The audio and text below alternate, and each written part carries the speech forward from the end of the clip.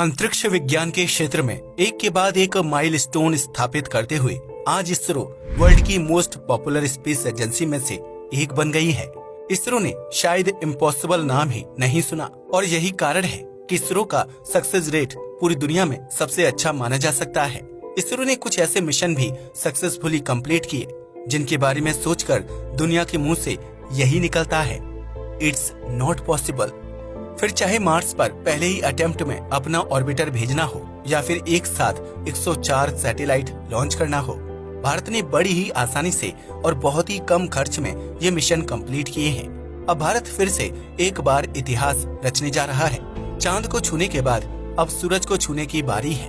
भारत जल्द ही सूरज के बारे में और ज्यादा करीब से स्टडी करने के लिए आदित्य L1 ऑब्जर्वेटरी को लॉन्च करने वाला है। इसे कब लॉन्च किया जाएगा इसके बारे में कोई आधिकारिक बयान नहीं आया है, लेकिन इसरो की तैयारियों को देखते हुए ये जरूर कहा जा सकता है कि इसे जल्दी ही लॉन्च कर दिया जाएगा।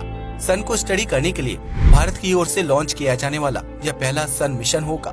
यह स्पेसक्राफ्ट लॉन्च करने के करीब 4 महीने बाद सन के ऑर्बिट में पहुंचेगा। इसे ऐसे पॉइंट पर स्थापित किया जाएगा जहां पर ग्रहण का कोई प्रभाव नहीं होगा। पृथ्वी और सन के सिस्टम में मौजूद ऐसे पॉइंट को लैग्रेंज पॉइंट 1 कहा जाता है। इस पॉइंट पर ग्रहण का प्रभाव नहीं पड़ने के कारण यहाँ से सन को स्टडी करना आसान होता है। आदित्य L1 को आंध्र प्रदेश के launching station Satish Dhawan space centre से लॉन्च किया जाएगा। अभी आदित्य L1 की तैयारियों को अंतिम रूप दिया जा रहा है। इससे बेंगलुरु के UR राव सैटेलाइट सेंटर में बनाया गया था। लॉन्चिंग के बाद इसे सबसे पहले तो लो अर्थ ऑर्बिट में भेजा जाएगा और उसके बाद इसे इलिप्टिकल ऑर्बिट यानी अंडाकार कक्षा में भेजा जाएगा। इसके बाद इसके ऑर्बिट को लगातार बढ़ाया जाएगा। इस तरह से लगातार ऑर्बिट को बढ़ाने की इस प्रक्रिया के कारण ही इसे सन तक पहुंचने में इतना ज्यादा वक्त लगने वाला है। ऑब्जर्वेटरी के ऑर्बिट को लगातार बढ़ाते हुए इससे पृथ्वी के ग्रेविटेशनल स्फीयर ऑफ इन्फ्लुएंस यानी SOI से बाहर निकाला जाएगा। इसके बाद इसे यहाँ से लैग्रेंज पॉइंट तक पहुँचाने की प्रोसेस शुरू की जाएगी।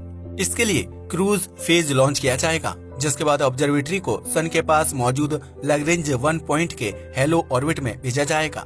इस तरह से इसे पृथ्वी से करीब 15 लाख किलोमीटर दूर सन के पास भेज दिया जाएगा।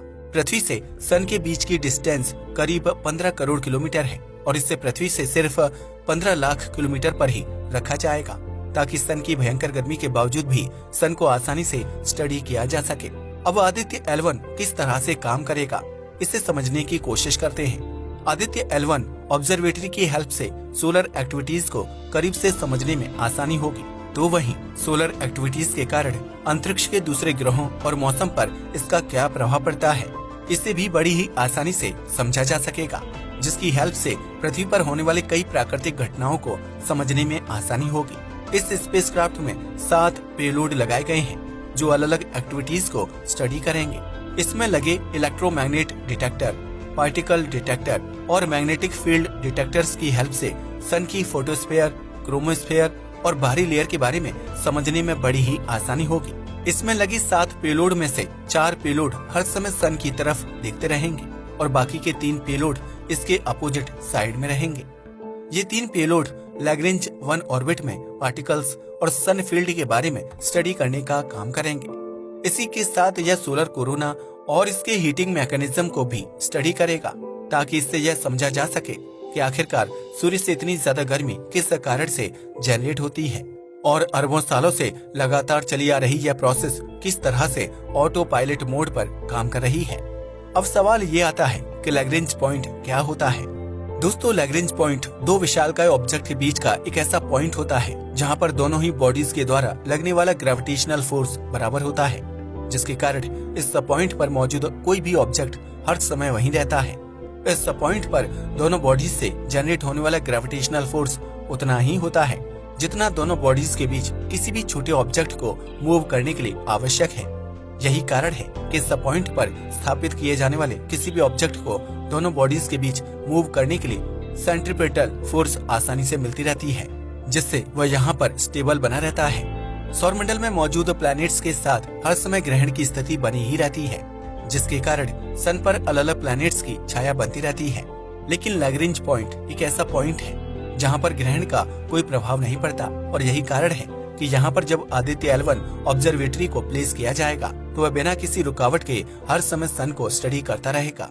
सन के कोरोना के बहुत ज्यादा गर्म होने के कारण और सौर हवाओं की स्पीड बढ़ने के साथ साथ कोरोनल मास इजेक्शन यानी CMES से जुड़ी फिजिकल एक्टिविटीज को स्टडी करने और सोलर विंड्स के कारण धरती के कम्युनिकेशन में आने वाली गड़बड़ी के कारणों को समझने के लिए इसमें 7 पेलोड लगाए गए हैं। एक नजर इन 7 पेलोड पर डाल लेते हैं। इन्हें किसने बनाया है और ये क्या क्या काम करेंगे। भारतीय सनातन मान्यताओं के अनुसार सूर्य के रथ के 7 घोड़े हैं जो लगातार दौड़ते रहते हैं। उसी तरह से भारत का यह आदित्य L1 मिशन भी 7 घोड़ों यानी 7 पेलोड के साथ सूर्य की तरफ बढ़ने वाला है ताकि सूर्य को करीब से समझा जा सके। आदित्य L1 ऑब्जर्वेटरी में लगा पहला पेलोड विजुअल एमिशन लाइन कोरोनोग्राफी यानी VELC है। इस पेलोड को बनाने का काम इंडियन इंस्टीट्यूट ऑफ एस्ट्रोफिजिक्स यानी IIA बेंगलुरु ने किया है। इस पेलोड की हेल्प से सन के कोरोना को करीब से स्टडी किया जाएगा और यह समझने का प्रयास किया जाएगा कि सन कोरोना किस तरह से काम करता है और उसकी उत्पत्ति कैसे हुई है, साथ ही साथ यह मूव कैसे करता है। इसके अलावा यह पेलोड सन के मैग्नेटिक फील्ड और उससे होने वाले इफेक्ट को भी बहुत ही करीब से स्टडी करेगा। दूसरा पेलोड है सोलर अल्ट्रावायलेट इमेजिंग टेलीस्कोप यानी SUIT। इस पेलोड को IUCAA यानी the inter university centre for astronomy and astrophysics के द्वारा बनाया गया है।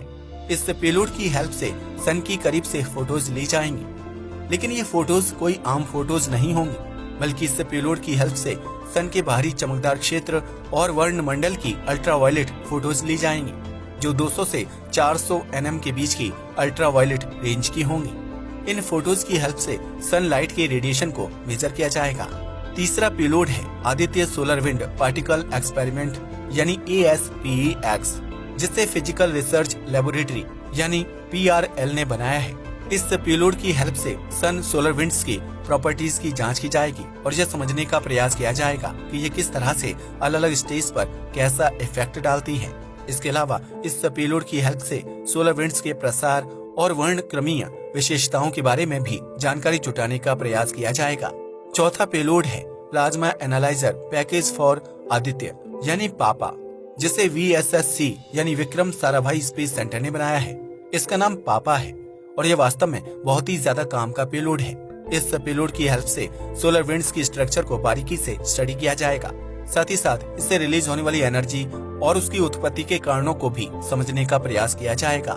पांचवा पेलोड है solar low energy X ray spectrometer यानी SOLEX, जिसे UR राव सैटेलाइट सेंटर में तैयार किया गया है। इस पेलोड की हेल्प से सूर्य से आने वाली खतरनाक एक्सरेज को स्टडी का प्रयास किया जाएगा।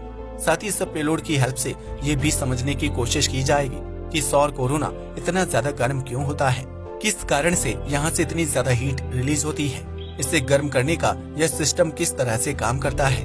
कुल मिलाकर ये कहा जा सकता है कि यह पेलोड सूर्य की एक्सरेज को स्टडी करने का काम करेगा। छठा पेलोड है high energy L1 orbiting X ray spectrometer यानी HEL1OS, जिसे UR Rao satellite centre Udaipur की सोलर ऑब्जर्वेटरी और PRL ने साथ मिलकर विकसित किया है। इस पेलोड का काम सूर्य पर होने वाले विस्फोट पर नजर रखना है। सूर्य पर होने वाले विस्फोट के कारण सूर्य के कोरोना पर क्या क्या इफेक्ट होते हैं और इस विस्फोट के चलते सूर्य पर किस तरह की परिवर्तनशील घटनाएं घटती हैं, उन्हें भी इस पेलोड की हेल्प से स्टडी किया जाएगा। साथ ही साथ इसकी हेल्प से ये समझने का प्रयास किया जाएगा कि किस तरह से सूर्य पर होने वाले विस्फोट से यहाँ पर एनर्जी जनरेट होती है। सातवां और आखिरी पेलोड है advanced triaxial high resolution digital magnetometer. इसे laboratory for electro optics systems और UR राव सैटेलाइट सेंटर ने एक साथ मिलकर तैयार किया है। यह पेलोड सूर्य की मैग्नेटिक फील्ड की प्रॉपर्टीज पर नजर रखेगा और साथ ही साथ सूर्य की मैग्नेटिक फील्ड के कारण सोलर सिस्टम के दूसरे प्लैनेट्स पर इसका क्या असर पड़ता है, इसके बारे में भी स्टडी करेगा। इस तरह से आदित्य L1 में लगे ये 7 पेलोड सूर्य के 7 घोड़ों की तरह से सूर्य को करीब से जाने में भारत की हेल्प करेंगे। इस तरह से भारत एक बार फिर से अंतरिक्ष विज्ञान के क्षेत्र में इतिहास रचने के करीब मौजूद है। आज के लिए बस इतना ही। वीडियो पसंद आया हो तो इसे लाइक और शेयर करें। धन्यवाद।